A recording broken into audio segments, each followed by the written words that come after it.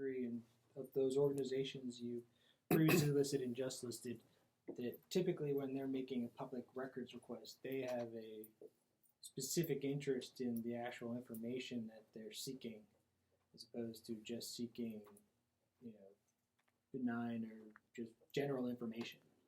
No, I wouldn't agree with that.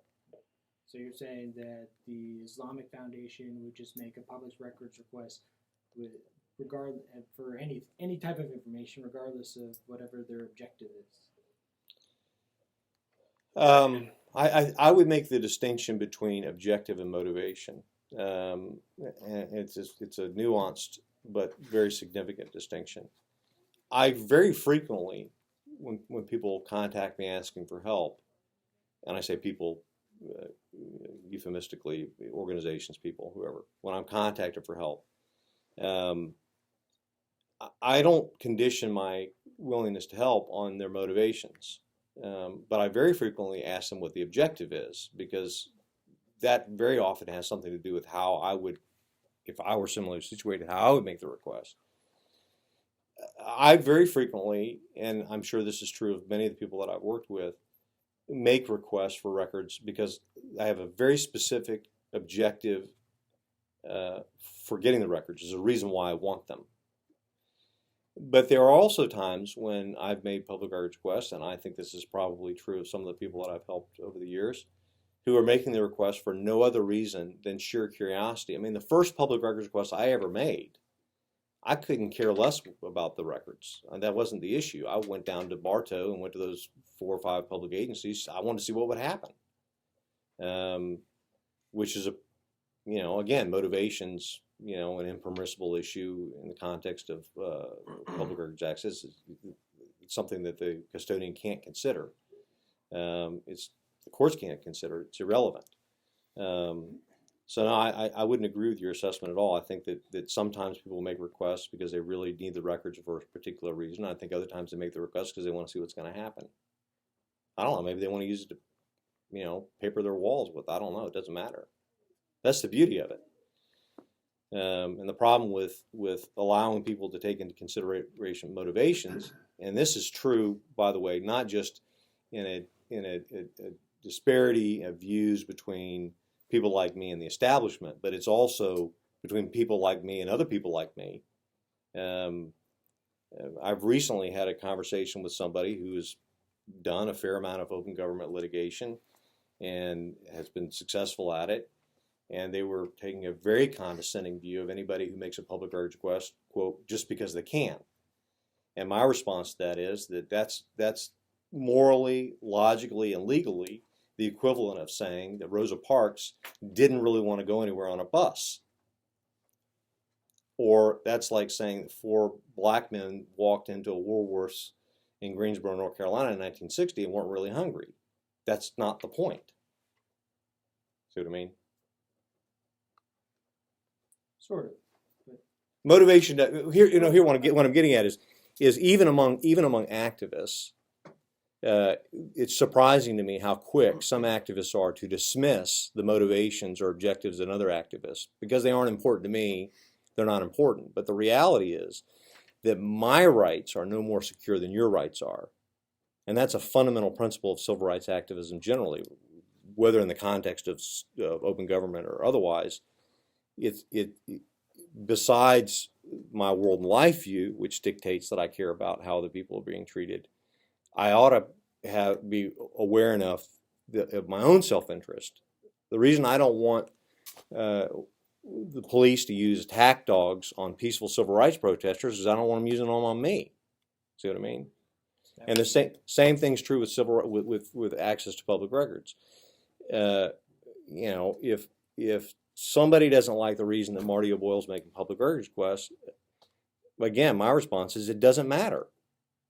His motivation for now, we talk about a whole lot of other issues that I've got with Marty O'Boyle, but that ain't one of them. If somebody wants to make a public records request because they're pissed off at some town or because they're pissed off at some public official or whatever, they have the right to do that. And the danger is once you start scrutinizing why somebody's making the request, then I think you get a really slippery slope that inevitably leads to a place where you're going to say, well, I don't like your reason for doing it. Mine's okay, but yours isn't. And as soon as you do that, then my right to do it's now in jeopardy.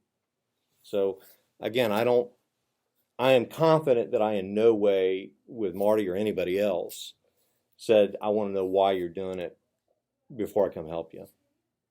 Okay, so I guess, but you would inquire as to their objective.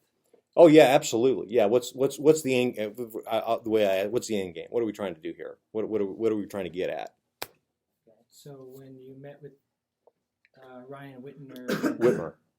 Bill Rain back in April of 2013, Uh-huh. did you inquire what their objective was in terms of their public records requests on the state attorney's office? I may have. I don't recall. It wouldn't surprise me if frankly, I'd be surprised if I didn't ask that question. So would you be okay in, I guess, advocating public records requests where the objective is purely just to harass the town or to harass the state attorney or harass whatever entity the records requests are being sent to? Objection form.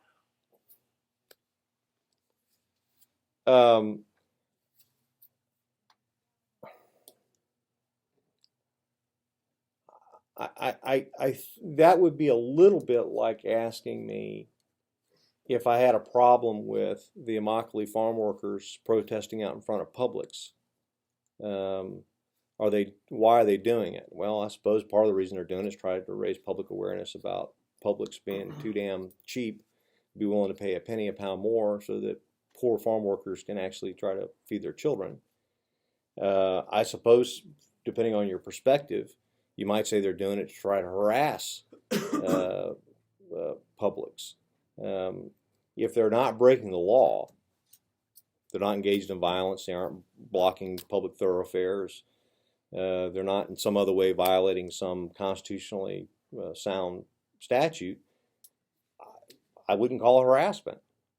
Now, if I was a stockholder in Publix, I might feel like I was being very much harassed. But I guess harassment's in the eye of the beholder. And again, I would say, if you were to ask me, would I say that's a prudent approach to pound some little town with gobs and gobs and gobs of public records requests? No, I think that's really imprudent. When I ultimately went to work for the Citizens Awareness Foundation, one of the conditions of my employment was there can't be any enemies lists. But that has nothing to do with whether or not I think somebody has the right to make a bunch of public records requests to a little town. I wouldn't do it. Not on the scale that I think it's been done. But having said that, just kind of give you a different, this is sort of the fable of the three blind men describing an elephant, right? Everybody comes away with a very different perspective depending on what part of the elephant you're touching. So I recently had a lawsuit against this little town here in Polk County. I made a public records request because I wanted for very particular reasons, I had a very definite objective and a very sound motivation. I wanted to know if the city commissioners were having conversations they weren't supposed to be having, because every time I went to one of these public meetings, it was amazing how incredibly efficient they were in making decisions. It was as though they had already talked about it. They'd walk in and make a decision to enter into a multi-million-dollar contract and have 2 minutes of discussion, and boom, they'd do it. This is a little tiny town. So I just wanted all the emails of the city commissioners from their city email address. And the town came back and told me it was going to cost, I don't know, it was like $2,000 or something for each of the city commissioners. It was going to cost me like $20,000 to get these emails. Well, okay. So what I ended up doing was breaking it down. I mean, if you guys want to take this as a real simple public records request, they shouldn't be talking about anything they're not supposed to talk about. There shouldn't be anything exempt or confidential in there. So what I ended up doing, because I didn't have the money to pay $20,000 to get a bunch of emails, I made a separate public records request for each of the city commissioners per day. So I want all the email addresses for this city commissioner on January 1st, 2015, and same for each one of them. And I did that for, I think, about 100 days. And it wasn't that I was trying to harass the town. It's that they were, putting me in a position where they weren't giving me the records. They were records that I was entitled to. They weren't records that would have taken any significant amount of time to gather. There shouldn't have been anything exempt or confidential in there. Now, I'm sure, would take the position that I was harassing them. I wasn't harassing them. I was simply breaking it down and making small public records requests that would fall under 15 minutes so that I could get the records at little or no cost. And by the way, when they finally produced all of them, not one of them had a redaction in it. Nothing was redacted because there wasn't anything exempt or confidential. They could have just given me the emails, but they jacked me around. So some people would say, well, that's harassment. That's not harassment. They're skirting the law. They're trying to block my access to records based on cost. So, again, harassment's is in the eye of the beholder. Just so I'm clear, you have no actual knowledge as to the, facts surrounding the circumstances, correct? Don't know and frankly don't care.